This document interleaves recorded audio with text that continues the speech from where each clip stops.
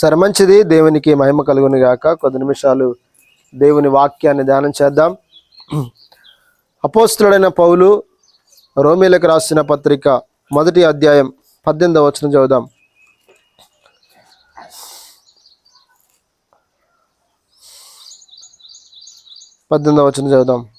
దుర్నీతి చేత సత్యమును అడ్డగించు మనుషుల యొక్క సమస్త భక్తిహీనత మీదను దుర్నీతి మీదను దేవుని కోపము పరలోకము నుండి బయలుపరచబడుచున్నది. చాలు, చిన్న మాట ప్రార్థన చేశాం కాబట్టి ఈ సమయంలో దేవుని వాక్యాన్ని ధ్యానం చేద్దాం. ఇక్కడ అపోస్తలుడైన పౌలు రోమాలో ఉన్న సంఘానికి ఒక లెటర్ రాస్తూ అనేకమైన విషయాలు తెలియజేస్తూ ఉన్నాడు. దేవుని యొక్క నీతిని గురించి, మానవుని యొక్క పాపపు జీవితాన్ని గురించి, దేవుడు ఏ విధంగా రక్షణ ప్రణాళిక ఏర్పాటు చేశాడో అవన్నీ ఈ యొక్క లెటర్లో రాస్తూ ఆ రోమాలో ఉన్న సంఘానికి తెలియజేస్తూ ఉన్నాడు. మొదటిగా మనం చూస్తే 1వ అధ్యాయంలో 1 నుంచి 7 వచనాల వరకు మనం చూస్తే ఈ అపోస్తలుడైన పౌలు యొక్క పరిచయాన్ని గురించి, తర్వాత యేసుక్రీస్తు వారు ఆయన మనుషుడిగా లేకపోతే దావీదు వంశంలో ఒక మనుషుడిగా జన్మించి అదేవిధంగా ఆయన తిరిగి లేవడం ద్వారా దేవుని కుమారుడిగా ఎంచబడిన సందర్భాన్ని అక్కడికి మనకు తెలియజేస్తున్నాడు.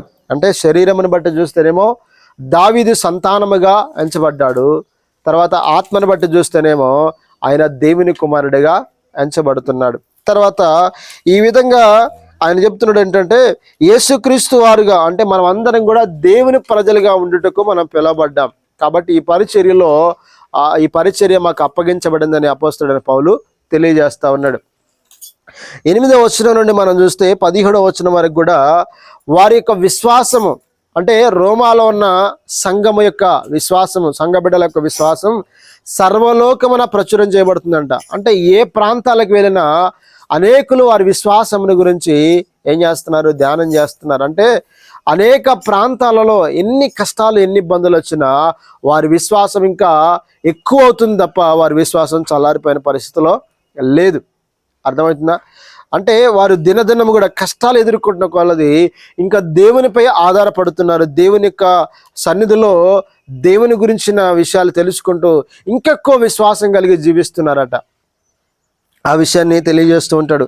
అదేవిధంగా అందుకోసమే అపోస్తలుడైన పౌలు మేము మీ విశ్వాసాన్ని బట్టి ఏం చేస్తున్నామంటే దేవునికి కృతజ్ఞతలు చెల్లిస్తున్నాం, మిమ్మల్ని గురించి దేవుని సన్నిధిలో ఎల్లప్పుడూ జ్ఞాపకం చేసుకుంటున్నాం అని చెప్పేసి వారి విశ్వాసాన్ని అపోస్తలుడైన పౌలు ఏం చేస్తున్నాడంటే వారి విశ్వాసాన్ని బట్టి దేవుని గణపరుస్తున్నాడట.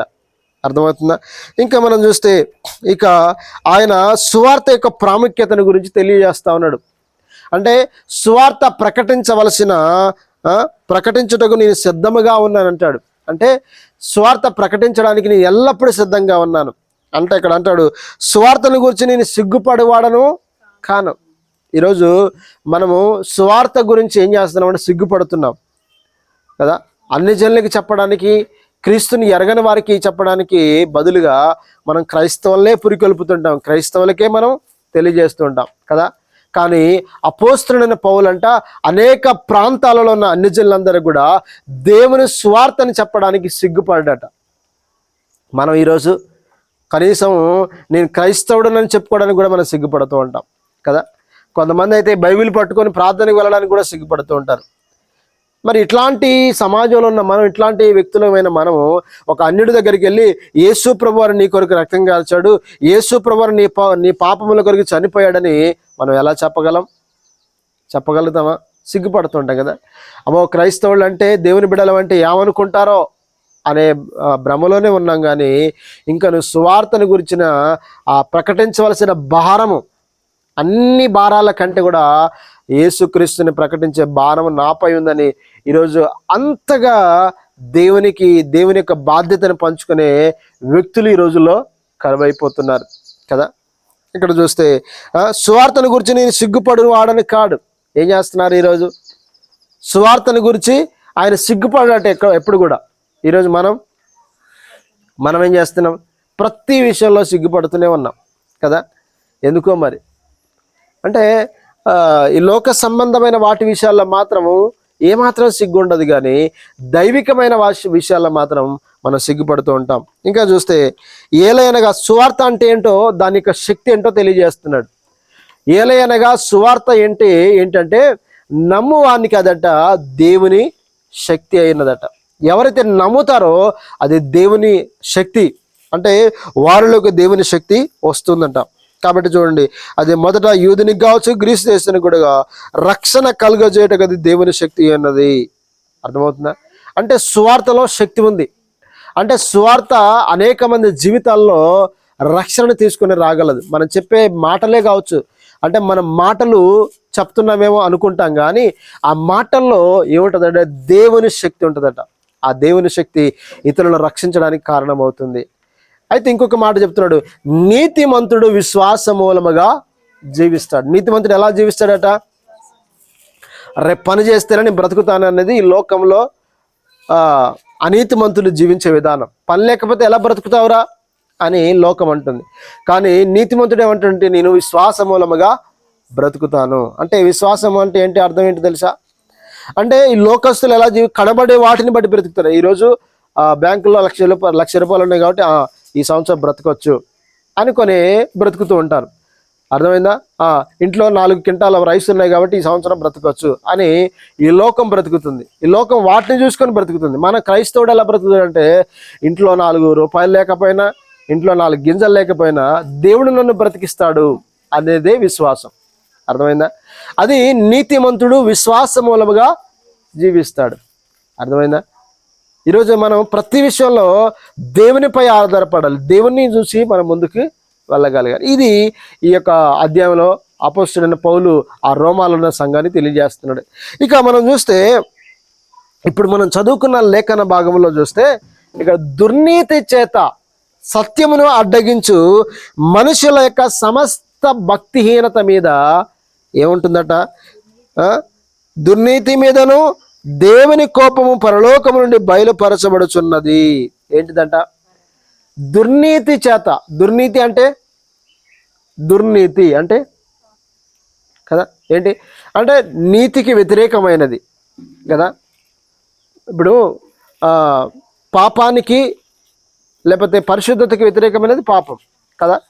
నీతి వేరే, దుర్నీతి వేరే. దుర్నీతి అంటే చెడు పనులు, చెడు కార్యాలు. అర్థమైందా? దుర్నీతి అంటే అర్థం ఏంటి? చెడు పనులు, చెడు కార్యాలే దుర్నీతి. అంటే దేవునికి విరుద్ధమైనవన్నీ కూడా దుర్నీతి సంబంధమైనవే. అయితే ఈరోజు దుర్నీతి చేత, అంటే చెడు కార్యాల ద్వారా, చెడు పనుల ద్వారా సత్యమును అడ్డగిస్తున్నారంట చాలామంది. ఏం చేస్తున్నారు? సత్యాన్ని అడ్డగించేస్తున్నారు. అంటే అలాంటి వారి మీద ఈరోజు సత్యానికి సంబంధించిన క్రియలు చేయాల్సిన మనం, సత్య సంబంధమైన పనులు చేయాల్సిన మనము సత్యానికి విరుద్ధమైన పనులు చేసి ఏం చేస్తున్నామంటే ఆ దుర్నీతి చేత సత్యాన్ని అడ్డగిస్తున్నామట. దేని చేత? దుర్నీతి చేత. అర్థమైందా? ఇప్పుడు ఉదాహరణకి ఇక్కడ మనం చెప్పుకుంటే చాలా రకాల ఉన్నాయి. అర్థమైందా? దుర్నీతి అంటే ఒకవేళ ఒక దొంగతనం చేస్తున్నాడు అనుకోండి. దొంగతనం ఎందుకు చేస్తున్నాడు? అదొక దొంగతనం అనేది దేవుని దృష్టిలో ఏమైనా క్రియ. ఈరోజు ఏం చేస్తున్నాడంటే ఒక క్రైస్తవుడు దొంగతనం చేసేసి ఏం చేస్తున్నాడంటే సత్యానికి వ్యతిరేకంగా చెడు పనులు చేస్తున్నాడు. అర్థమైందా? సత్యానికి వ్యతిరేకంగా ఈరోజు మనం ఎన్నో పనులు చేస్తున్నాం. అందుకోసం అంటాడు దుర్నీతి చేత సత్యమును అడ్డగించు. ఈరోజు మనం అందరం కూడా మన పనుల వలన ఏం చేస్తున్నాం? సత్యాన్ని అడ్డగించేస్తున్నామంట. ప్రార్థన చేయాల్సిన పనుల సమయాల్లేమో కాలక్షేపం చేస్తూ ఉంటాం కదా. అదే అర్థమవుతుందా? పని చేయాల్సిన సమయాల్లోనేమో మనం సమయాన్ని వృధా చేస్తుంటాం. అంటే చూడండి, అంటే సత్యానికి సంబంధించిన పనులు చేయాల్సిన మనము ఆ సత్యానికి సంబంధించిన పనులు చేయకుండా చెడు పనులు చేసి ఆ సత్యాన్ని ఏం చేస్తున్నామంటే వ్యతిరేకిస్తున్నాం. అందుకోసమే అలాంటి వారి మీద అడ్డగించు మనుషుల యొక్క సమస్త భక్తిహీనత మీద. భక్తిహీనత అంటే ఏంటి? సమస్త భక్తిహీనత అంటే భక్తి లేకపోవడం. అర్థమైందా? భక్తి వేరే, భక్తిహీనత, సమస్త భక్తిహీనత వేరే. అర్థమైందా? ఈరోజు చాలామందిలో ఈరోజు మనం చూస్తే ఎక్కడ చూసినా భక్తి కనబడతలేదు. చాలా సమయం దొరుకుతూ ఉంది కదా మనకి. విలువైన సమయం దొరుకుతూ ఉంది, కానీ ప్రార్థన చేద్దామన్న ఆలోచన రాదు, బైబిల్ చదవన్న ఆలోచన రాదు, ఇతరులకు స్వార్థ ప్రకటించుదామన్న ఆలోచన రాదు కదా. అరే ఈ సమయాన్ని మేము సద్వినియోగం చేసుకోవాలన్న ఆలోచన మనకి రాదు. మరి ఇలాంటి వారందరూ కూడా నిర్లక్ష్యంగా జీవిస్తూ సమయాన్ని వృధా చేస్తూ దేవుడిచ్చిన అవకాశాలను పోగొట్టుకుంటున్న ప్రజలను ఈరోజు నిర్భయంగా బ్రతుకుతున్నారు. ఏమాత్రం భయం లేకుండా బ్రతుకుతున్నాం కదా, ఏమాత్రం కూడా భయము లేకుండా బ్రతుకుతున్నాం. మరి అలాంటి వారు ఈరోజు నాకు ఏం కాదులే అనుకుంటున్నారు కదా. అయితే దేవుడు చెప్తున్నాడు, దుర్నీతి మీదను, అలాంటి చెడ్డ క్రియలు చేసే చెడ్డ పనుల మీదను, తర్వాత ఏం చేస్తారు, సమస్త భక్తిహీన మీదను దుర్నీతి మీదను దేవుని కోపము పరలోకము నుండి బయలుపరుచున్నదట. దేవుని కోపము ఎక్కడి నుంచి బయలుపరుస్తుంది? పరలోకం నుండి బయలుపరచబడుతుంది. దేవుడే పరలోకం నుండి ప్రేమిస్తాడు, దేవుడే పరలోకం నుండి తీర్పు తీసుకొస్తాడు. అర్థమైందా? మనకు అర్థం కావట్లే. ఈరోజు ఈ 4 గోడల మధ్య మనం 4 బజార్ల మధ్య ఉన్నాం కాబట్టి మనకేం అర్థం కావట్లే. అర్థమవుతుందా? ఈరోజు ప్రపంచ పరిస్థితులు మారిపోతున్నాయన్న సంగతి అర్థం కావట్లే. ఈరోజు మరలా 2-3 నెలల్లో ఏం రాబోతుందట? భయంకరమైన కరువు రాబోతుందట. 2-3 నెలల్లోనే మోడీ గారు ప్రసంగం చేస్తూ అంటున్నాడంట, ఆయిల్ దొరకదు, అర్థమైందా, గ్యాస్ దొరకదు, తర్వాత వంట ఆయిల్ కూడా దొరకదు, కాబట్టి జాగ్రత్తగా వాడుకోండి.